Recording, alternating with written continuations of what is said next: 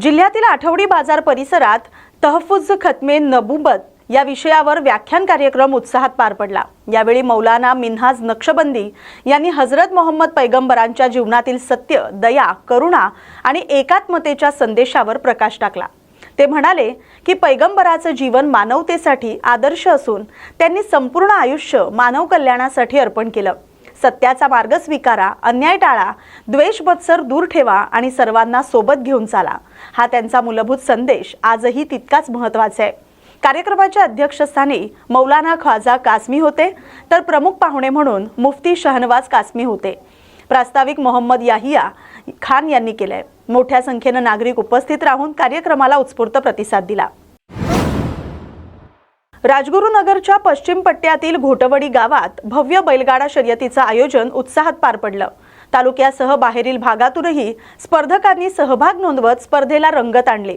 स्पर्धेत प्रथम क्रमांकासाठी 55,000 रुपये, द्वितीय क्रमांकासाठी 45,000 रुपये, तृतीय क्रमांकासाठी 35,000 तर चतुर्थ क्रमांकासाठी 30,000 रुपयांची बक्षिसं ठेवण्यात आली होती। यंदाचा घाटाचा राजा हा मान मावळ तालुक्यानं पटकावला। पाहुण्यांच्या मनोरंजनासाठी संध्याकाळी भारुडी भजन कार्यक्रमाचं आयोजन करण्यात आलं असून उद्या जंगी कुस्ती आखाड्यानं कार्यक्रमाची सांगता होणार आहे। गावकऱ्यांच्या उत्स्फूर्त प्रतिसादामुळे संपूर्ण परिसरात उत्साहाचं वातावरण पाहायला मिळालं। या बातमीचा आढावा घेतलाय प्रतिनिधी शांताराम शिंदे यांनी। राजनगर तालुक्यातील घोटवडे या गावामध्ये आणि या गावामध्ये पश्चिम पट्ट्यातील सर्वात उत्कृष्ट अशी यात्रा या ठिकाणी भरलेली आहे आणि या यात्रेमध्ये आपण पाहू शकतो इकडं या समोर या ठिकाणी जे गाडे चालू आहेत आणि या ठिकाणी या गाड्याचा जो मान मिळालेला आहे तर मावळ तालुक्याने या ठिकाणी हा मान मिळवलेला आहे। आणि ते काय म्हणतात मावळ तालुक्याचे जे गाडा मालक आहेत ते काय म्हणतात आपण ते पाहूया। नमस्कार। घोटवडी ग्रामस्थांनी अतिशय छान प्रकारे यात्रा भरवलेली आहे आणि त्या यात्रेमध्ये आमच्या शनिराज बैलगाडा संघटना असेल, दौलत बैलगाडा संघटना असेल, या बैलगाड्याला घाटाचा राजाचा मान मिळालेला आहे। घोटवडी ग्रामस्थांचे आम्ही मनापासून धन्यवाद देतो। आमच्या संघटनेचा आज 10 सेकंद 91 मिलीमध्ये घाटाचा राजा मान मिळाला, त्याबद्दल घोटवडी ग्रामस्थांचे मी आभार मानतो। आहे गंगाराम मनाजी बारवे व अंकुश शेठ दळवी जुगलबंदी चास यांचा जो फळीफोडचं बक्षीस आहे यात्रा उत्सव कमिटीचे अध्यक्ष गोविंदराव सातपुते, त्याचबरोबर तुकाराम पारदी यांच्या शुभ हस्ते या ठिकाणी प्रदान करण्यात येत आहे। या दोन्ही मान्यवरांना विनंती आहे की 2 नंबर फळीफोड गंगाराम मनाजी बारवे व अंकुश शेठ दळवी यांचा गाडा फळीफोड मध्ये गेलेला आहे, त्याचं बक्षीस श्री क्षेत्र भीमाशंकर मंदिर महाशिवरात्रीच्या दिवशी भाविकांसाठी दर्शनासाठी बंद राहणार आहे। जीर्णोद्धार आणि परिसरात विकास चालू असल्याने हा निर्णय घेण्यात आलाय, तरी सर्व भाविकांनी याची नोंद घ्यावी असं आवाहन भीमाशंकर देवस्थान ट्रस्टचे अध्यक्ष सुरेश भाऊ कौदरे यांनी केलंय। या बातमीचा आढावा घेतलाय आमचे प्रतिनिधी सुदाम कराळे पाटील यांनी। पेण इथं सह्याद्री प्रतिष्ठान आणि महात्मा गांधी वाचनालय यांच्या वतीनं पुलवामा इथं 14 फेब्रुवारी 2019 रोजी झालेल्या दहशतवादी हल्ल्यात शहीद झालेल्या जवानांना भावपूर्ण श्रद्धांजली अर्पण करण्यात आली। या हल्ल्यात 40 सीआरपीएफ जवानांनी कर्तव्य बजावताना प्राणार्पण केले होते। त्या स्मृतींना उजाळा देत उपस्थितांनी 2 मिनिटं मौन पाळून आदरांजली वाहिली। कार्यक्रमाला सह्याद्री प्रतिष्ठान कमिटी सदस्य, पेण पोलीस, पत्रकार तसंच मोठ्या संख्येने नागरिक उपस्थित होते। शहीद जवानांच्या त्यागाची जाणीव ठेवून देशसेवेची प्रेरणा घेण्याचा संदेश यावेळी देण्यात आला। या बातमीचा आढावा घेतलाय प्रतिनिधी किरण बांधणकर यांनी।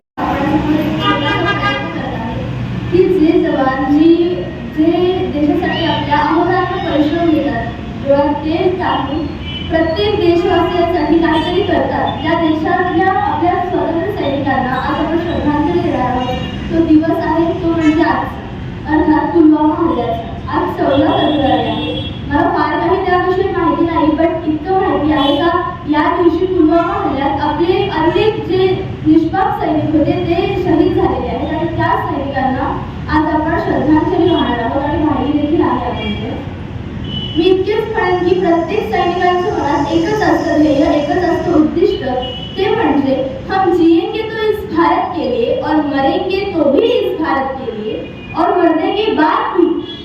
मरने के बाद भी गंगा जल में बहती हमको, अगर कोई कान लगाकर सुनेगा तो उनमें से एक ही आवाज आएगी, वो है भारत माता की जय। हे एम, हे उद्दिष्ट प्रत्येक भारतवासियाच्या मनात म्हणजेच आपल्या देशाविषयी लढणाऱ्या, देशाप्रती लढणाऱ्या प्रत्येक सैनिकाच्या मनात, प्रत्येक जवानाच्या मनात आणि प्रत्येक आपल्या पोलीस काकांच्या मनामध्ये सुद्धा आहे।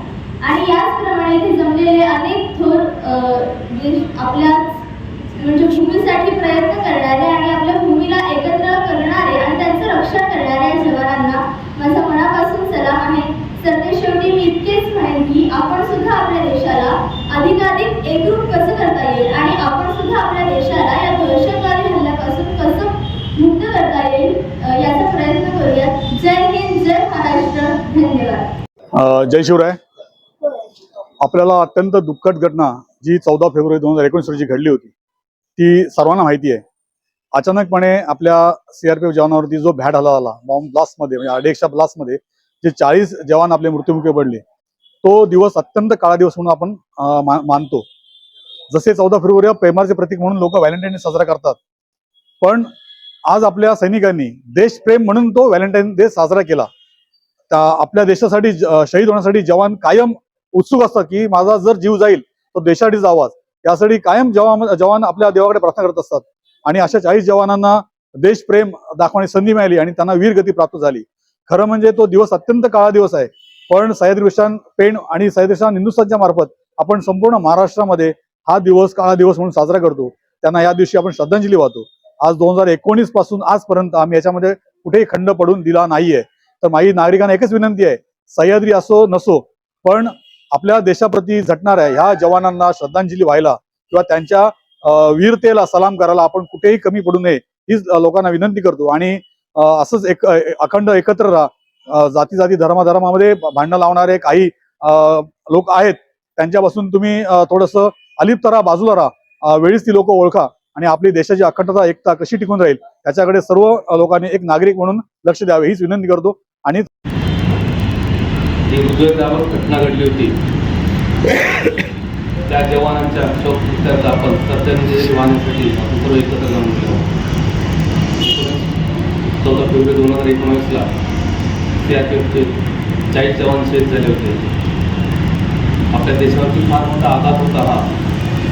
त्यानंतर आपल्या देशाने चांगल्या स्तरावरती पावले उचलली गेली आणि अशा ज्या घटना घडतात, दहशती कृत्य घडतात, त्याच्यावरती चांगल्या पद्धतीने अंकुश ठेवला गेला। त्याच्या स्मृतीकरता आपण तेव्हा सह्याद्री प्रतिष्ठान ते दरवर्षी कार्यक्रम घेत असतात। हे कार्यक्रम होणे फार गरजेचं आहे, कारण की देश पातळीवरती बॉर्डरवरती BSF असू दे, सेफ असू दे, एव्हरी मिलिटरी फोर्सेस आणि पॅरामिलिटरी फोर्सेस एकत्र येऊन खांद्याला खांदा लावून देशाचं संरक्षण करत असतात। पण त्याची जाणीव प्रत्येक गावागावातून होणे फार गरजेचं आहे आणि त्याची सुरुवातसुद्धा आपल्या पेनमध्ये होते आणि ती सह्याद्री प्रतिष्ठान राबवते याचं फार कौतुक वाटतं। कारण की दरवर्षी मागच्या वर्षी पण या कार्यक्रमाला होतो आणि असे कार्यक्रम राबवणे त्याच्यामध्ये आपली देशाची युनिटी, देशाची एकता ही गावापासून निघाली पाहिजे, गावागावातून किंवा खेड्यापासून काळातून झाली पाहिजे, तर ती खरी श्रद्धांजली होणार आहे। कारण की आपल्या देशामध्ये एकत्र आणि युनिटी हीच आपली स्ट्रेंथ राहणार आहे आणि ही स्ट्रेंथ आपली अशा छोट्या मोठ्या कार्यक्रमातून दिसली पाहिजे।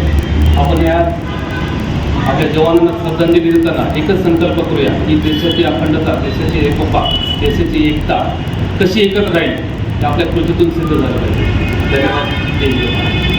सह्याद्री प्रतिष्ठान, पेन पोलीस स्टेशन तसेच समस्त पेनकर यांनी मिळून आज आपण 14 फेब्रुवारी 2019 रोजी जे पुलवामा हल्ला जो झाला आहे त्या संदर्भात आपण आज एकत्र मिळून जे आपले 24 जवान CRPFचे शहीद झाले होते, 40 जवान CRPFचे, त्यांना आपण आज श्रद्धांजली वाहिलेली आहे।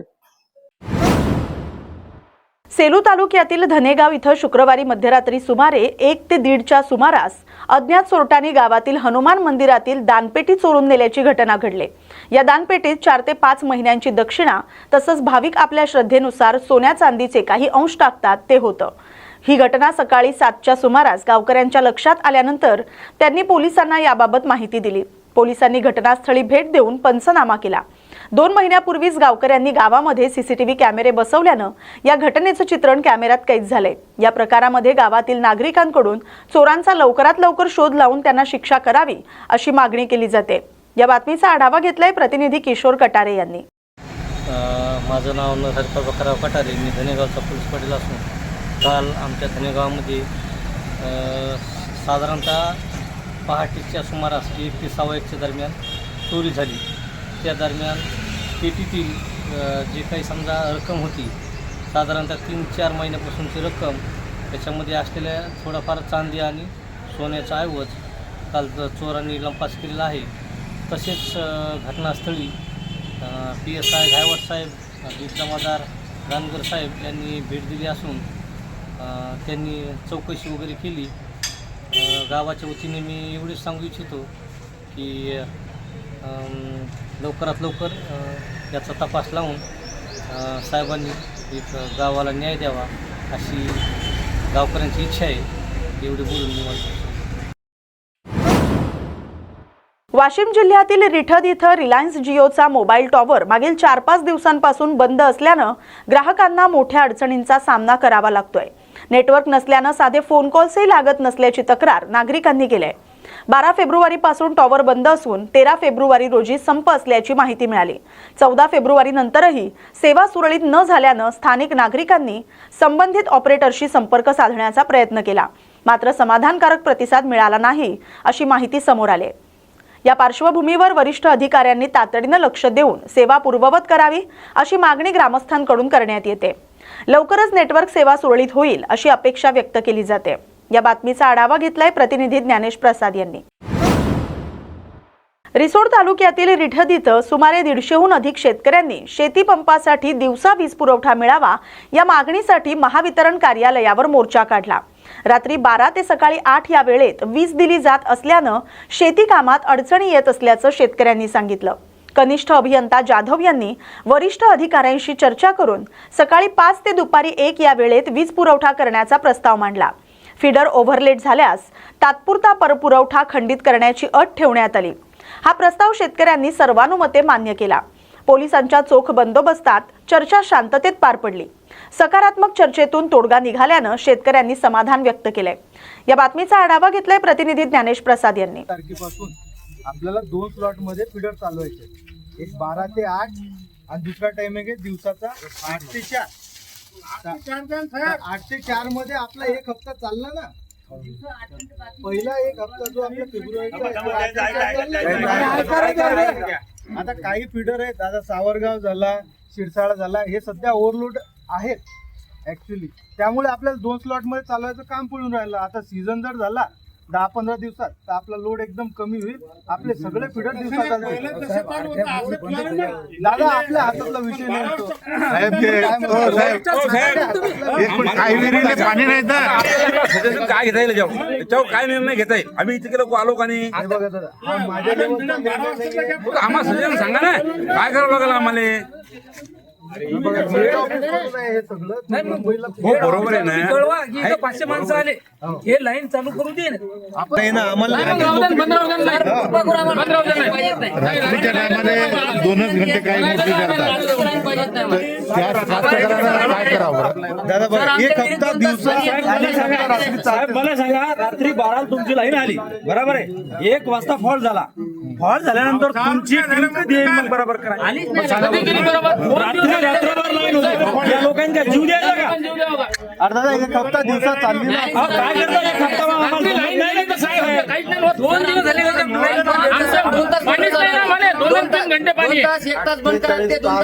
आपला फॉल्ट निघला 48 आज निघला, आज फॉल्ट निघला। पण या लोकांना फॉल्ट झाला म्हणजे या लोकांना काय करावं? झोपावं का? फॉल्ट आपला झाला परवा दिवशी 5 वाजता, 5:30 वाजता 5 वाजता झाला। कालचा दिवसभर समजा लाईन नव्हती, रातच्यानं फॉल्ट कुठं भेटणार आहे? वाशिम जिल्ह्यातील दिव्यांग बांधव आणि भगिनी वाशिम जिल्हाधिकारी कार्यालय इथं 11 फेब्रुवारीपासून उपोषणाला बसलेत। आज उपोषणाचा 3रा दिवस आहे। प्रशासनातील कोणताही अधिकारी अद्यापर्यंत येऊन भेटलेला नाही। गावामध्ये आम्ही आमच्या स्वखर्चानं बांधून राहत असलेली घरं ही काढून टाकण्यात आलेत आणि आता आम्ही उघड्यावर आलो आहोत, तरी आमची पडलेली घरं बांधून द्यावीत आणि दिव्यांगांसाठी असलेल्या विविध योजनेचा लाभ प्रत्यक्षात उतरवून त्यांना रोजगार उपलब्ध करून द्यावा अशी मागणी रिसोड, मालेगाव, अनसिंग, मानोरा आणि मंगुरनाथ इत्यादी ठिकाणच्या वाशिम जिल्ह्यातील दिव्यांग बांधवांनी केले आहे. या बातमीचा आढावा घेतलाय प्रतिनिधी ज्ञानेश प्रसाद यांनी. नाव सांग पहिलं. माझं नाव दत्ता मिठाजी झाले. आज 3 दिवस झाले आम्ही उपोषण करत आहोत. शासनाकडे आमच्या सर्वप्रथम मागणी आहे सर की आम्ही दिव्यांग लोक आहोत, आम्हाला कुठे काम लागत नाही, म्हणून जे 6 तालुके आहेत त्या 6 तालुक्यामध्ये आमच्या अपंगांना जागा उपलब्ध करून द्यावी. आम्ही आमचा रोज निवारा करू, आमच्या पोट भरण्यासाठी आम्ही काहीतरी प्रश्न करावे म्हणून शासनाकडे आम्ही जागा मागत आहोत. आणि दुसरी म्हणजे जे माझे दिव्यांग बांधव आहेत त्यांना चालता येत नाही, असे की KYC की सरकारने करायला सांगितलेले आहे की सरकार येत नाही, कारण की काही नाही की परिस्थिती हालाकीची आहे ना सर, त्यामुळे त्याला यायला गाला वगैरे होत नाही. तर मी शासनाला विनंती करतो की आपल्या घरी जाऊन ते की KYC करून घ्यावी, ही आपल्या माध्यमातून शासनाला विनंती करतो. आणि त्याचबरोबर जी शेलूक ह्याच्यावर जागा आहे ती आम्हाला द्यावी, म्हणजे आमच्या काही अपंगाला घरगुत घर नाही आहे, कारण की आम्ही कमावू शकत नाही ना सर. आमचा मुद्दा हा आहे की आम्ही कमावू शकत नाही. तुम्ही कुठेही काही दुसरीकडे कामाला जाऊ शकत नाही, तुम्हाला चालता येत नाही. अतिशय खरोखर हा दिव्यांग बांधव आपण बघू शकता या छायाचित्रामध्ये. त्याला धड बोलता देखील बरोबर येत नाही.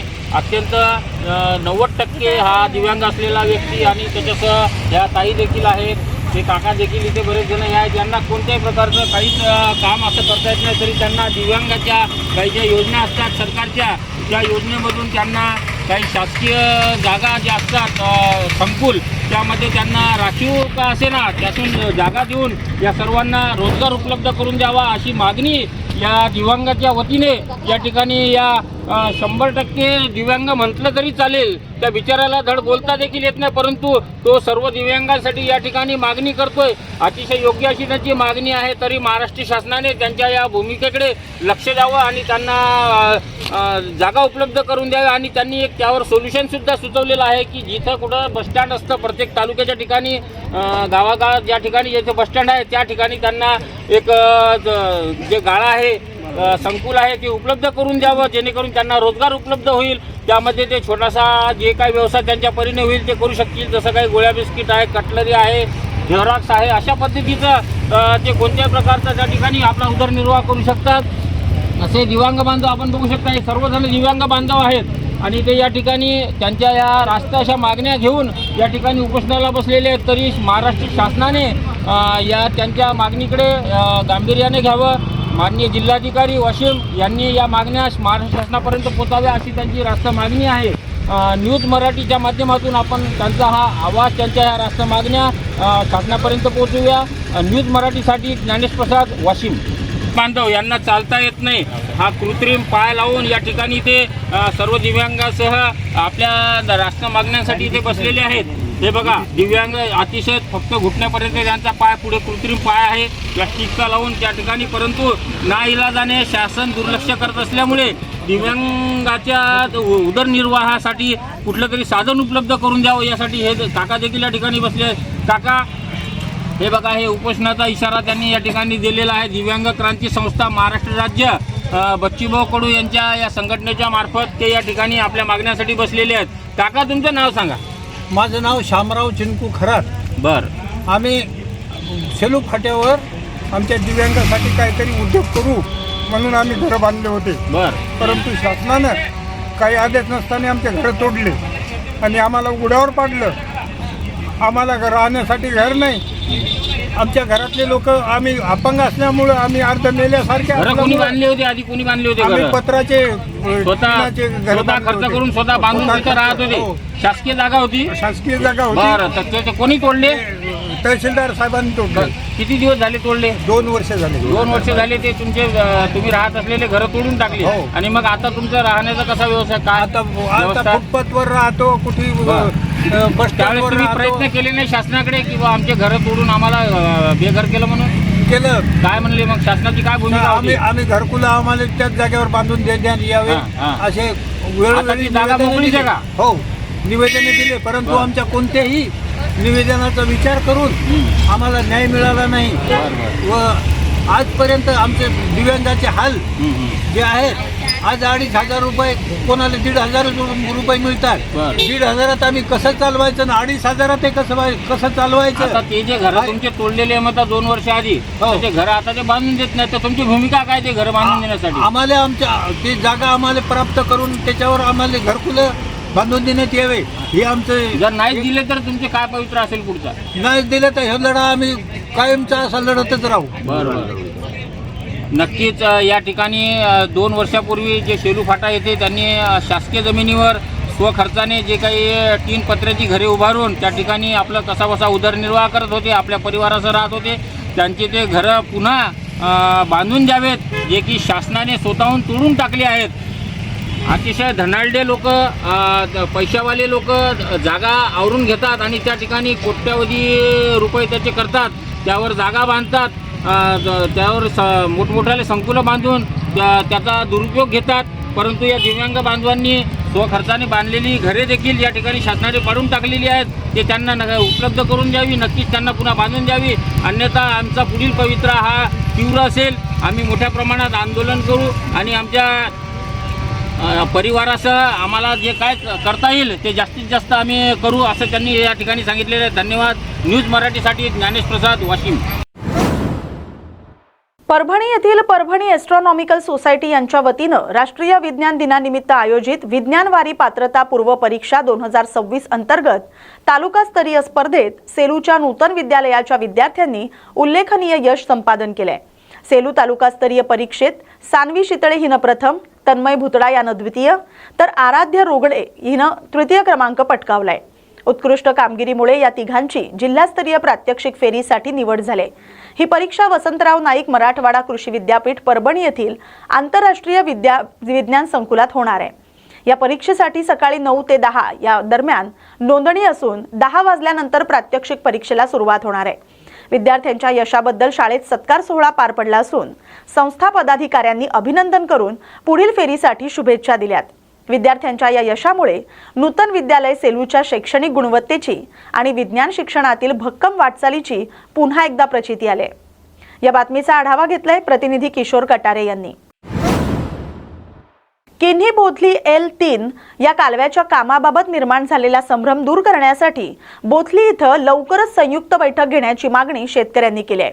कालव्याचं बांधकाम अपूर्ण आणि निकृष्ट असल्याचा आरोप करत लाभ क्षेत्रातील शेतकऱ्यांनी कार्यकारी अभियंत्याकडे तातडीनं हस्तक्षेप करण्याची विनंती केली.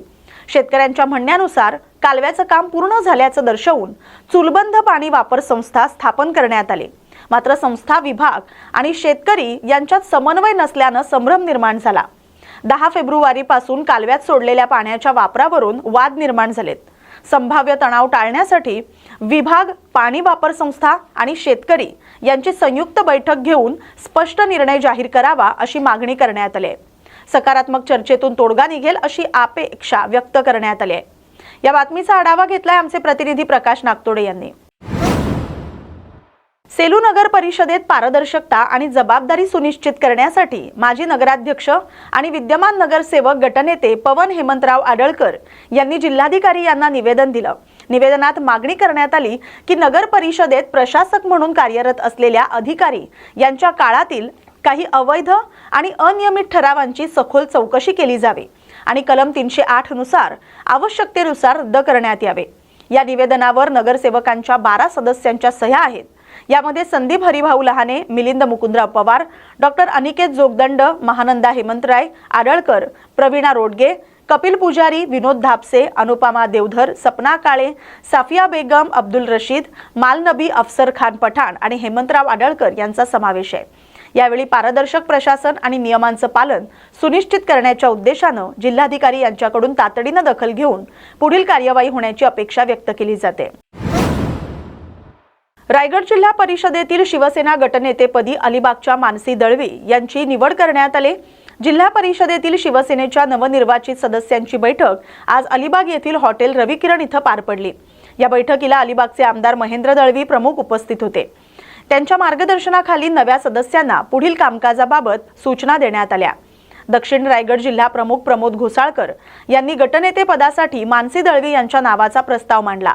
या प्रस्तावाला सर्व सदस्यांनी एकमुखी पाठिंबा देत त्यांच्या निवडीवर शिक्कामोर्तब केलं।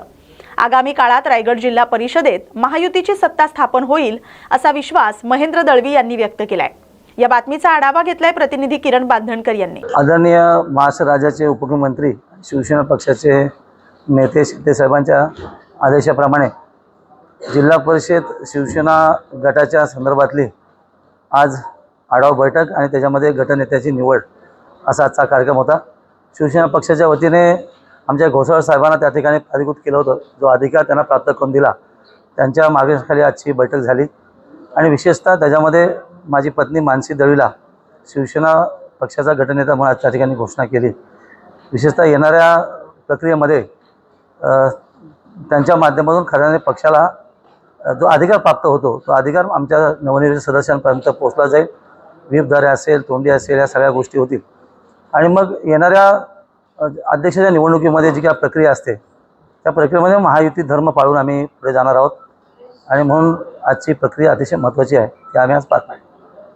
काल आपण तिन्ही आमदार जे आहेत त्यांनी मुख्यमंत्र्यांची भेट घेतली, काय नेमका झाला, भेटीचा तपशील काय आहे? आमचे आदरणीय बरेचसे मंत्री महोदयांच्या मार्गदर्शनाखाली आम्ही मुख्यमंत्री महोदय आणि उपमुख्यमंत्री भेट घेतली आणि त्याच्यामध्ये आम्ही आमचे रायगड जिल्ह्याचे जे संख्याबळ आहे ते आम्ही त्यांच्यासमोर मांडलं आणि एकंदर महाराष्ट्रामध्ये 12 जिल्हा परिषदेचे काय निकाल समोर आले त्या अनुषंगाने महायुती धर्म पुढे जायचं आहे असं त्यांनी आदेशित केले आणि मग त्यांच्या आदेशाप्रमाणे मला असं वाटतं की येणाऱ्या प्रक्रियेमध्ये महायुती धर्म पाळून तिन्ही पक्षाचे म्हणजे राष्ट्रवादी असेल, भारतीय जनता पार्टी असेल, शिवसेना असेल त्यांचे वरिष्ठ नेते बसून या संदर्भात योग्य निर्णय घेतील आणि तो निर्णय सगळ्यांना मान्य असला पाहिजे। भरत गोगावले दिल्लीमध्ये आहेत आणि एकनाथ शिंदे देखील दिल्लीला जाणार आहेत। नेमकं सत्ता समीकरणाची गणित तिथे आखली जाणार आहेत का? नाही, बरेचसे त्यांच्या डिपार्टमेंटली कामासंदर्भात गेले, ते कालच गेलेले आहेत। मला माहीत नाही आज शिंदेसाहेब जाते गेले कारण शिंदेसाहेब आत्तापर्यंत घरी इकडे मुंबईमध्ये होते, मी आज मुंबईमध्ये होतो, तसं काय या संदर्भाची चर्चा कुठे नाही आहे। पण परवा ठरल्याप्रमाणे विधिमंडळामध्ये आम्ही जेव्हा सगळेच एकत्र बसलो तेव्हा सगळ्यांची चर्चा सखोल झाली आणि जे काय 12 निकाल महाराष्ट्रामध्ये जिल्हा परिषद आलेत त्या संदर्भात ज्या काय वाटाघाटी असतील किंवा जो काय अधिकार प्राप्त करून दिला जनतेने त्या संदर्भात कुठल्या पक्षाला अध्यक्ष, कोणाला उपाध्यक्ष, समित्या, या सगळ्या त्यांच्या संदर्भात चर्चा झाली आणि मला असं वाटतं येणारी तारीख घोषित झाल्यानंतर त्या संदर्भातला तिन्ही पक्षाचे वरिष्ठ नेते विशेषतः मुख्यमंत्री आणि उपमुख्यमंत्री या संदर्भात योग्य निर्णय घेतील। सर, निकाल ज्या दिवशी लागले जिल्हा परिषदेचे त्या दिवशी पहिल्याच दिवशी सुनील तटकरे असं म्हणाले की शिवसेना, राष्ट्रवादी काँग्रेस आणि भाजपची निवडणूक पूर्व युती होती, त्यामुळे आम्हाला कोणाला सोबत घ्यायची गरज पडेल असं वाटत नाही। आता त्यांनी त्यांचं मत मांडलंय पण शेवटी महायुती धर्म सगळेजण पाळला पाहिजे किंवा सरकारमध्ये आपण एकत्र आहोत, केंद्र असेल, राज्य असेल आणि तटकरे साहेब तर केंद्रामध्ये आज त्या ठिकाणी खासदार आहेत, त्यांची मुलगी या ठिकाणी मंत्री आहे। त्याच्यामुळे मला असं वाटतं जरी भावनेच्या भरात किंवा लोकांमध्ये ते बोलले असले तरी शेवटी वरिष्ठ लेवलला या संदर्भातली योग्य निर्णय होऊन मला असं वाटतं त्यांचं मतपरिवर्तन नक्की होईल। राष्ट्रवादीला देखील आपण सोबत घेणार महायुती धर्माप्रमाणे? नाही, आता सरकारमध्ये एकत्र आहोत त्यामुळे जिल्ह्यामध्ये एकत्र आलंच पाहिजे का जनतेची सेवा करण्यासाठी जे काय सदस्य निवडून गेलेत त्या पद्धतीने सगळ्यांनीच एकत्र येऊन जनतेची प्रामाणिक सेवा केली पाहिजे। कारण शेवटी येणाऱ्या सगळ्या निवडणुकीमध्ये महायुती धर्म जर पुढे जायचं असेल तर जिल्हा परिषदेला सगळ्यांनी एकत्र येऊन जनतेची सेवा केली पाहिजे असं सगळ्यांचं मत आहे। राष्ट्रवादीचा कल सर भाजपसोबत जाण्याचा आहे, कुठेतरी आपल्या पक्षाला बाजूला ठेवण्याचा आहे। नाही ना, आता कोणाचा कल कुठे आहे त्याचा आमचाही कल बीजेपीवर जाण्याचा आहे। ह्या सगळ्या गोष्टी राजकारणात होत राहतात आणि सत्तेचं समीकरण ज्या पद्धतीने समोर येईल त्याला सामोरं जात असताना मला असं वाटतं महायुती धर्म सगळेच लोक पाळतील कारण शेवटी येणाऱ्या ग्रामपंचायत असतील, पुढची येणारी लोकसभा, विधानसभा हे जर सगळं आपण बघितलं तर जिल्हा परिषद हे महत्त्वपूर्ण आहे। त्याच्यामुळे त्या या निवडणूक प्रक्रियेमध्ये महायुती धर्म पाळून नक्की पुढे जाते। थँक्यू। गडचिरोली जिल्हा पोलीस दलाच्या 2024-25 भरती अंतर्गत पोलीस शिपाई पदासाठी मैदानी चाचणी आजपासून यशस्वीरित्या सुरू झाली आहे। पहिल्या दिवशी 1500 उमेदवारांना बोलवण्यात आलं. 1311 उपस्थित होते. यापैकी 1217 उमेदवार पात्र ठरलेत आणि त्यांची चाचणी यशस्वीरित्या पार पडली. भरती प्रक्रियेत पारदर्शकता सुनिश्चित करण्यासाठी अत्याधुनिक तंत्रज्ञानाचा वापर करण्यात येतोय. उंची आणि छाती मोजण्यासाठी PST मशीन, धाव चाचणीसाठी RFID तंत्रज्ञान आणि गोळा फेकीसाठी प्रिझम टेक्नॉलॉजी या सुविधांचा समावेश आहे. सदर प्रक्रिया शिस्तबद्ध, पारदर्शक आणि तांत्रिक पद्धतीने पार पडत असून उमेदवारांमध्ये उत्साहाचं वातावरण पाहायला मिळते. जिल्हा पोलीस प्रशासनानं सर्व उमेदवारांना आवश्यक कागदपत्रांसह शिस्त पाळण्याचं आवाहन केलंय. या बातमीचा आढावा घेतलाय प्रतिनिधी बाबू कुरेशी यांनी. हिमायतनगर शहरातील जाज्वल्य देवस्थान श्री परमेश्वर यात्रा उत्सवाला प्रारंभ झालाय. अखंड हरिनाम सप्ताह आणि ग्रंथराज ज्ञानेश्वरी पारायण सोहळ्यास सुरुवात झाली. महाशिवरात्री दिवशी परमेश्वराच्या मूर्तीचा अभिषेक, महापूजा आणि मंत्रोच्चाराच्या मंगलमय सोहळ्यात अलंकार सोहळा संपन्न होणार आहे. महाशिवरात्री निमित्त यात्रा उत्सवाला प्रारंभ झालाय. मराठवाड्यातील भाविक श्री परमेश्वराचं दर्शन घेण्यासाठी येत असतात. यात्रेसह आयोजित सर्व स्पर्धा खेळाचा आनंद भाविकांनी घ्यावा असं आवाहन उपाध्यक्ष महावीर चंद श्रीमाळ यांनी केलंय. या बातमीचा आढावा घेतलाय प्रतिनिधी सोपान बोंपिलवार यांनी. जिल्ह्यातील आरोग्य सेवा सुधारण्यासाठी महाराष्ट्राचे आरोग्यमंत्री डॉक्टर प्रकाश आंबेडकर यांनी गडचिरोली जिल्हा परिषद सभागृहात सविस्तर आढावा घेतला. ग्रामीण आणि आदिवासी भागातील आरोग्य सेवांचा दर्जा उंचावणं, रिक्त पदं भरणं, औषध साठा उपलब्ध करणं आणि रुग्णालयातील सुविधा वाढवणं यावर बैठक केंद्रित होती. आरोग्यमंत्री यांनी प्राथमिक आरोग्य केंद्र, ग्रामीण आणि उपजिल्हा रुग्णालयातील कामकाजाबाबत अधिकाऱ्यांकडून माहिती घेतली आणि आरोग्य सेवेत कोणताही हलगर्जीपणा सहन केला जाणार नाही असे निर्देश दिले. विशेषतः दुर्गम आणि नक्षल प्रभावित भागातील आरोग्य सुविधांबाबत तातडीने उपाययोजना करण्याचे आदेशही त्यांनी दिले.